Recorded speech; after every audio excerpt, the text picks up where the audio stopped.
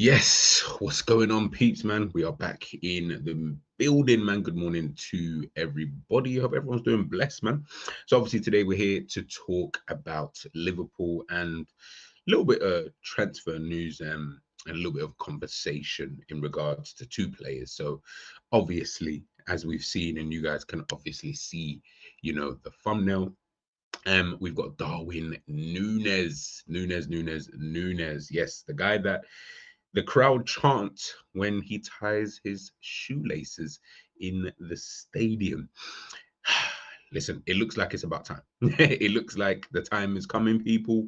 And obviously, according here to Fabrizio Romano, after selling Osimhen, hopefully they are Napoli are trying to sell Osimhen to Galatasaray. I did read something this morning in regards to that effect. That something about they I think Napoli have rejected a deal potentially, but hopefully they can get that deal obviously sorted. I mean, I would love, Osimhen to have come to Liverpool, but clearly that's not going to be something that it's going to be attainable for Liverpool at this moment in time.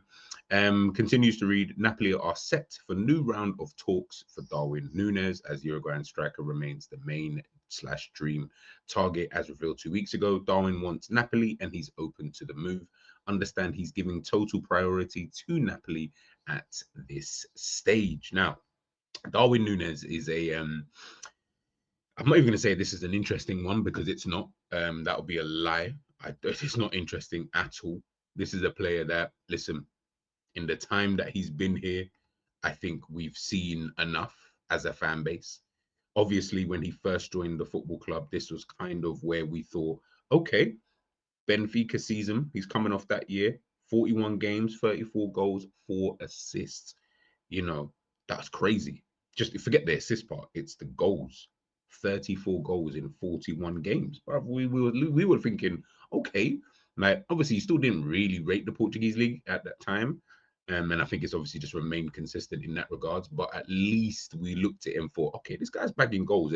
And we watched him in the Champions League against Liverpool, against Barcelona, two big teams. And he was brilliant in those games, scored in both of those games and just looked like a real threat. He looked like, okay, if Manchester City are going to get the best striker on the planet at the time, in Erling Haaland, Liverpool going out to go and sign like a Darwin Núñez. You didn't mind at the time. I'm not going to sit here in front. I'm not going to be like, oh, no, I didn't.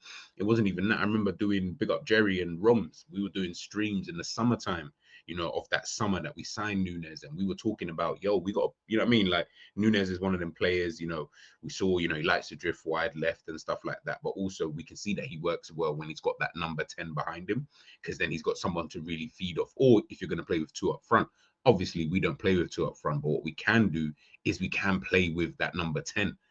Remember, this is during Jurgen Klopp kind of era. You know what I mean? So obviously in that first season, when we're watching him, obviously the big thing about Darwin Núñez, and I didn't put this up there for a reason. You guys can check it out yourselves. We already know what the data says. But in that first season, I think we all came away after that season. It was a poor season by Liverpool standards. We finished fifth, struggled in everything. We were so poor. Probably the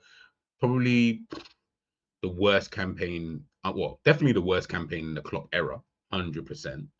If you consider where we kind of came from and stuff like that, but worst era in Klopp's campaign, and just worst football and everything.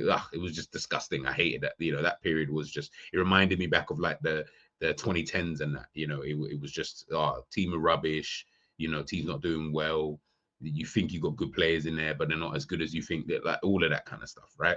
So first season, the big takeaway was, I think, with Núñez was his, missed chances. We were seeing some crazy, and again, I didn't want to go into that. So it is what it is, right? But that was kind of the takeaway from that kind of season. People gave him a blight. Everyone started doing GA talk and was like, oh my God, we got 19 GA. He scored 15 goals in that season, right? Then we go on to the next season.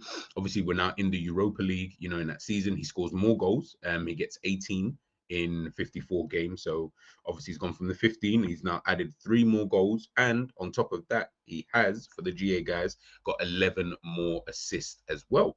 Now, in terms of like link up and stuff like that, he was decent. I'm not going to sit here and say that he wasn't. He was decent that season. But again, I think the massive takeaway was, okay, it's almost like because we brought you in as a striker, we were looking at it thinking, if he's the striker, why can't he score that consistently? Now, 18 goals is pretty decent. 54 games, that's okay, I think, for if you're a...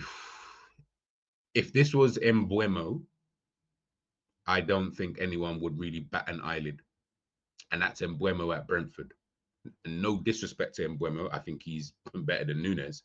But ultimately, when you look at it, you're like, okay, he's at Brentford, 18 goals in 54 games, got 15. Like, you'll be kind of happy with those kind of numbers. But at Liverpool, I'll be honest with you, like, again, like I said, if I'm looking at my strike, and obviously everything's contextual, so you start thinking about how does the team play and all of this kind of stuff. And I get all of that. But I didn't really care about the assist part. The assist, it's good. I'm not going to sit here and say it isn't. 15 assists is good no matter what position that you do play, right? It's the goals. 18 goals, I'm like, nah, still not enough. You're not breaking that 20-goal barrier. And if I'm being honest now, it's 2 seasons. You know what I mean? It's 2 seasons and you can't seem to break that 20-goal barrier. Played 54 games. I know he appeared off the bench in quite a few of those. I don't know exactly how many, but I'm not going to sit here and say all of these were starts because they weren't starts. You know, that would be a lie. But ultimately, you did play a lot of games, 10 Europa League games, 36 Premier League games, 11 goals, 10 assists. Again, those look like midfielder / winger numbers. And again, if Gordon got these numbers, you'd look at that, and I'm pretty sure Gordon actually did get these similar numbers. If you get these kind of numbers, you're like, okay, but that's Gordon at Newcastle. Do you know what I mean? It's like there is a level where this, at some point, it's like, oh, okay, you are the striker, though. You're not one of the wingers. Now, we know he's played on the left-hand side quite a lot, especially under Jurgen Klopp, has played off that left, but ultimately, again, it's just not enough. You know what I mean? And I think that's probably the kindest way I can put this here without being too, rude about Darwin Núñez, is that it's just not enough. For the amount of money that we paid for you, this doesn't seem like enough. And it's not as if during this period of time, Liverpool winning the Premier League anyway, so it doesn't really matter. This isn't enough. You know what I mean? This isn't enough. And again, we're watching you play, and this is why the stats are always interesting, because again, it's like Dan said on Phil Feed. They said stats are like bikinis. What they show you is interesting, but what they don't show you is equally as interesting. That's very profound. That's very profound. And that was always the thing with Darwin Núñez. It's like, yeah, the stats might even look decent, but we're watching you play. We're seeing the loose touches. They got better. They got better. They weren't good. They just got better than they were when you first came. But we're still missing. We're still seeing the missed chances. And, I think this is the season 23-24. Was this when Luton was here? I'm going to say this is when Luton was here. We remember the Luton miss. Heck, I remember the Ajax miss. Anyways, let me not get into all of that because, I start getting annoyed. But, ultimately, again, we're just saying this is just not enough. Not for Liverpool Football Club. And again, like I said, we're watching you play all the time. And then last season, his 3rd season in England, 47 games, 7 goals, 7 assists. He was coming off the bench more often than not. Wasn't starting that many games. But yeah, this is where I'm like, okay, yeah, it's time now. You know what I mean? It's time.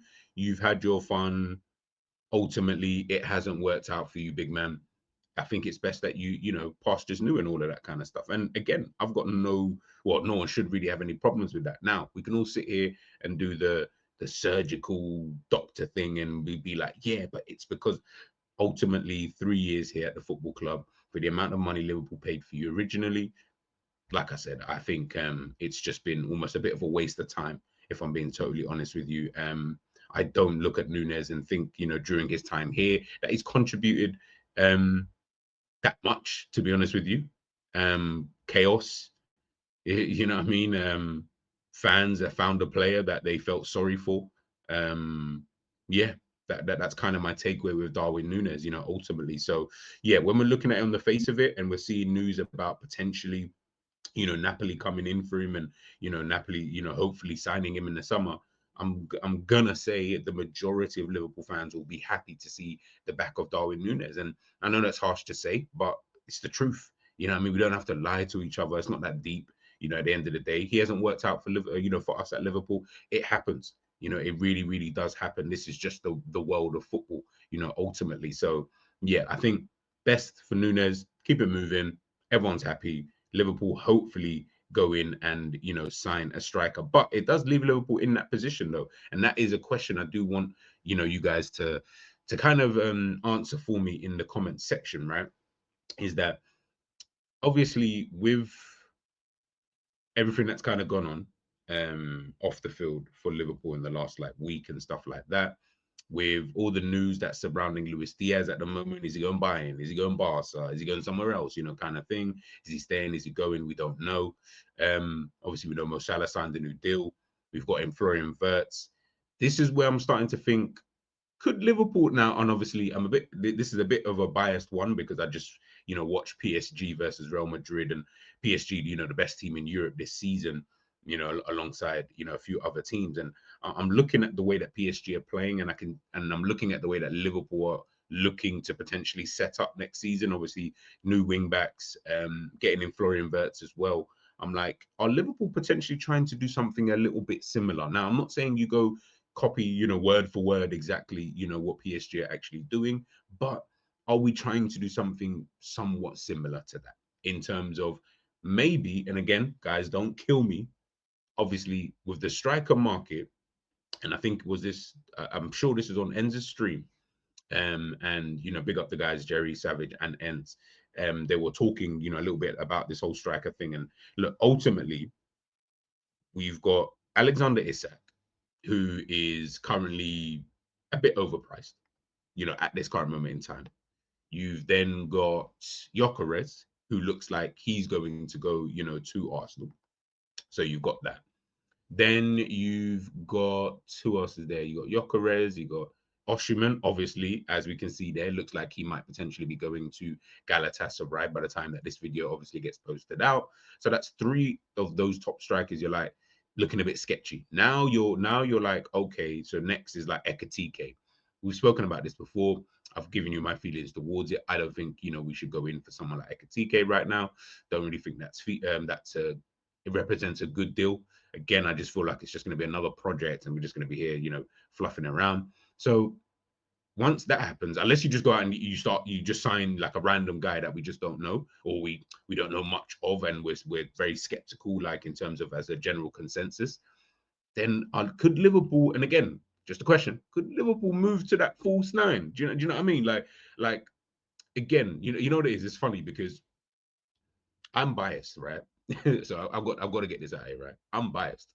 So obviously, when we talk about football and stuff like that, right, and we're talking about, you know, styles of plays and stuff like that. Obviously, everyone's got their own unique style of play. Liverpool's way that they played last season was enough for them to win the Premier League. Fantastic. I've got no problems with that. If this can keep you winning the Premier League, I want Liverpool to keep playing the same way. I don't like it, but guess what? I don't care because my team is going to be winning. I might not enjoy the football that I watch, but it doesn't really matter at that stage because I'm more concerned about winning than I am. Winning will always be the overriding factor, ultimately, right?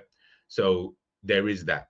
But if it isn't going to keep us winning, I'm always looking at ways like, yo, is there a way maybe we can play a little bit differently? We can, you know what I mean? And obviously, I keep drawing reference to Barcelona, PSG, because those to me are the two best teams in terms of top teams anyway, who play the best football.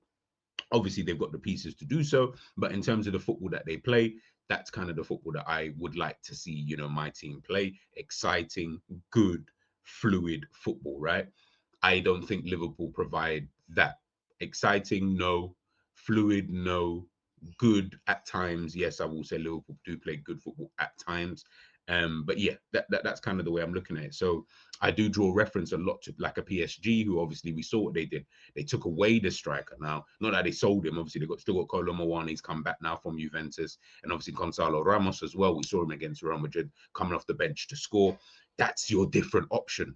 So could Liverpool go out there, sign a striker who might not be a top level striker, but is a striker who can come in? So almost like you signing your backup, if that kind of makes sense, but you're not going to play with a main central striker. No, you're going to play with that false nine. And it's going to be a real false nine in reference to this almost Bobby Firmino is probably the best way to kind of describe it. That's how it's going to necessarily be. So I'm looking at that and I'm thinking, could that way be a way forward? Obviously, big up Jerry because he's mentioned this many a time. Obviously, you need the whole team to be on that kind of same wavelength. You need the manager first and foremost, but then that needs to then, transcend down to the team and etc. etc. So again, I know I'm drawing reference to that, but obviously I'm just drawing reference to it purely because I'm looking at some of the player profiles we've got. I'm looking at the way that a PSG play, a Barcelona play. It's fluid, it's brilliant, it's intricate, it's nice little passes, it's the understanding. Now, obviously, you don't have to play like Barcelona or PSG to have that level of understanding. That you don't need to do that. You can play your own way of football and still have that. Liverpool, for me, do not have that. I don't also think we will have that in a summer either with new arrivals. I just don't see that happening. So in my head, I'm like, I don't really know anyway. What I want versus what's the reality are probably two different things. So yeah, there is that, obviously all of that kind of stuff to consider. But yeah, that's kind of where I'm looking at it for Liverpool at the moment. Because I'll be honest with you guys, I don't want any other striker if it's not Isak. I'll be real. I don't want Ekatike. I'm not that fussed about Gyökeres. I'll take Osimhen, but you know what I mean? But he's looking like he's keeping it moving anyway. So the options for strikers are quite low anyway, in terms of, in my own opinion. I'm not saying that there's no strikers out there. There are plenty of strikers out there, but none seem attainable. I can't sign Harry Kane. I can't sign Haaland. I can't. So now I'm really looking at like, okay, let's get the Joao Pedros and those kind of guys. I know he's gone to Chelsea, but you know what I mean? It's like, that's the kind of level of player that we're now talking about. So yeah, for me, I'm just like, yeah, if it ain't Isak, just move to a false nine, man. Do you know what I mean? Move to the false nine. And yeah, we can kind of keep it pushing from there. But listen, I digress. We'll move on to the next player I wanted to talk about. But again, guys, in the comment section, please do let me know your thoughts. So next up, we have got Rodrygo. Yeah, so this one is funny. This one is actually funny. It's actually funny. I did a video recently looking at Rodrygo. Just more, not nothing really transfer wise. It was just more about, and obviously this will come up at the end as one of the cards, so you guys can watch that after this video. But it was just, talking about Rodrygo and the type of player that he is and stuff like that, right? And like I like Rodrygo. I like him. How highly do I rate him? Yeah, he's all right. Do you know what I mean? Like he's calm. You know what I mean? He's calm. Like, as in, if we signed him, I'm not gonna be, throwing my arms about it. Do you know what I mean? Like, I feel like, no, he's a calm enough signing that if we were to make that type of signing, I think it would be a good move forward for Liverpool. But it just depends on in what way you're gonna necessarily use him. Obviously, according here now, these ain't I'm not gonna call these confirmed, but it was just something that I saw. Liverpool could join Arsenal in the race to sign the Real Madrid winger Rodrygo if they end up selling Luis Diaz this summer. So again, it's more contingent on whether or not Liverpool go out there and want to sign or want to sell Luis Diaz first, and then obviously taking it, from there. But yeah, listen, look, when it comes to someone like Rodrygo, I like him. Don't know how much that would cost.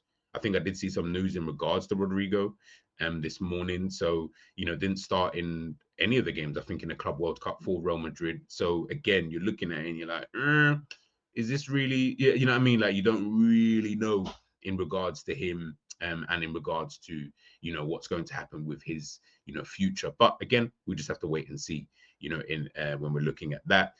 So I thought, let me take a look back at, his time at Real Madrid in the last 3 seasons anyway. I think that's enough of a sample size, you know what I mean? Don't really care about anything before 3 years ago, to be fair, if you've been on job these last 3 years.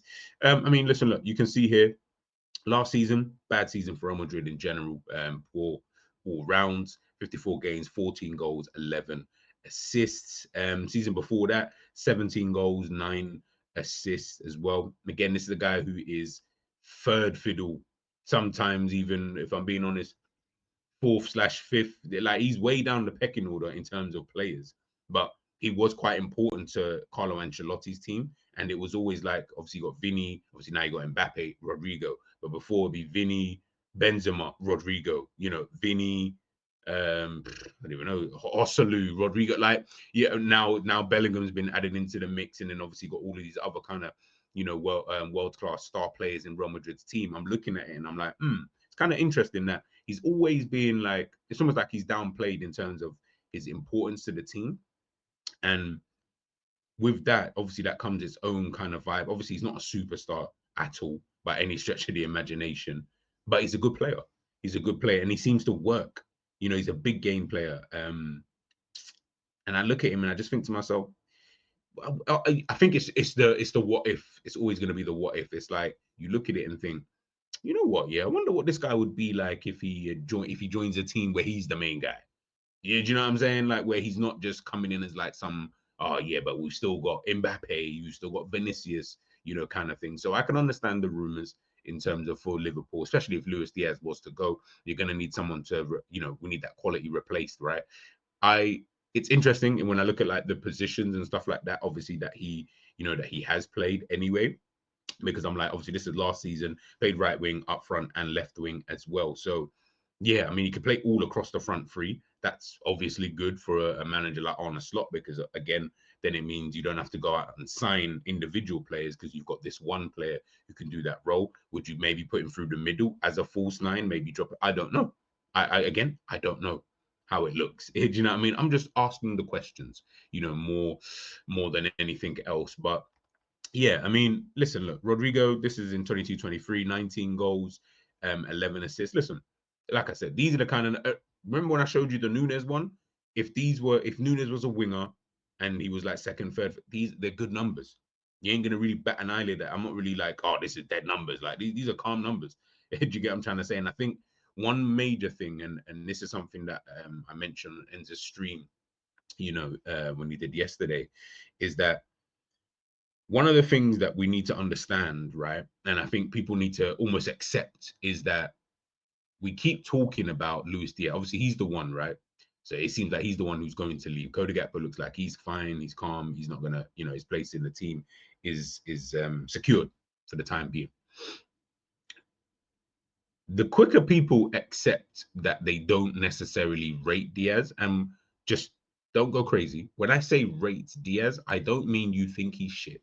I'm not sitting here saying you think, oh no, but he's dead. No. When I'm saying you don't rate him, I'm saying you don't put him on the kind of levels that you feel that this player is untouchable. Now, there can only be a select few players who are going to be that kind of player. Of course there is. Of course there is. But you haven't seen enough in order for you as fans, and I'm talking to you guys, you haven't seen enough where you as fans have sat there and said, you know what, actually, yeah, maybe Diaz, nah, can't go. Now, I'm not saying there's not fans out there who have been saying that, because there are, and I'm sure some of you will jump in the comment sections to kind of defend Diaz.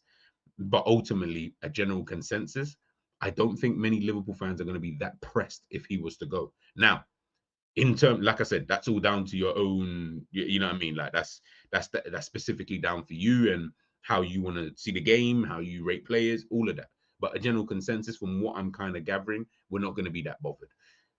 You then look at the players that we are potentially, in terms of how fans talk now, whether they're the right ones or not, irrelevant in this conversation. You then look at the players that fans are talking about, the Gordons, the Barcolas, the Fofanas, the Rodrigos. All of these players, none of them are world-class players. None of them. Absolutely. Diaz ain't world-class. They're not world-class. But it seems like because of how we actually rate Diaz, we don't mind any of those guys. But are any of those guys that much better than Diaz? Probably not. And that's me saying that. Probably not. But now you're starting to realize that, oh, okay, I don't really rate Diaz like that, because I'm calm with Diaz leaving, and I'm good with bringing in someone else, like anybody else, whoever that might actually be. And I think that's where we need to start being a bit more honest with each other in terms of how we keep looking at these. It's all well and good doing the whole jumping on your timeline and, yeah, but Diaz is this, that. Yeah, that's all cute and that. But then when you're telling me about players that, you know, you've slated during a season because of whatever, or because their GA isn't great, but then you're calm with the club getting that guy if Diaz was to go. Now you're starting to see, yeah, it's not really, do you know what I mean? Like it's not really making sense. It's not really making sense. And that's why I always look at these things and I always say, sometimes when you sit down and just, you know, just take a minute, take a beat, yeah, it's interesting. It's interesting. But listen, I'm not here to, you know, to kind of shed too much on that anyways. Let's take a look at how Diaz does compare anyway to both Cody Gakpo and Luis Diaz. I would love to know, what does that kind of look like? Obviously, this is just going to be based off the last season. Is it like a massive gap? Is it, like crazy numbers? I don't know. But let's obviously take. All right. So looking at this, obviously, this is Rodrygo versus Cody Gakpo and Lucho. So Rodrygo in the middle, and then the two players either side. Assists 0.3 comes out. He comes out like, I just literally took a little quick look before, and I mean, assists, chances, he creates more chances, just a little bit more than Luis Diaz. More passes attempted, passing accuracy is better, more crosses, but that could be contextual in terms of the team. Although Gakpo here 3.5, Rodrygo 3.8, and then obviously you can see there with crosses attempted, Luis Diaz is only 1.2, crosses completed 1.1 to 0.5 to 0.6. Crossing accuracy, obviously Luis Diaz comes out on top there. Forward passes, side, he makes more better passes, to be honest. Take on success, take ons completed actually 2.3 to Luis Diaz is 2, and Cody Gakpo is 1.5. Success obviously 51, Gakpo is 59, which is interesting. Ground duels contested, Diaz obviously contests a lot more, but Rodrygo's winning more duels and he's having less than a Luis Diaz. Success rate obviously at 56%. He makes more interceptions, he has more touches. Now it's just the ball recovery, possession lost.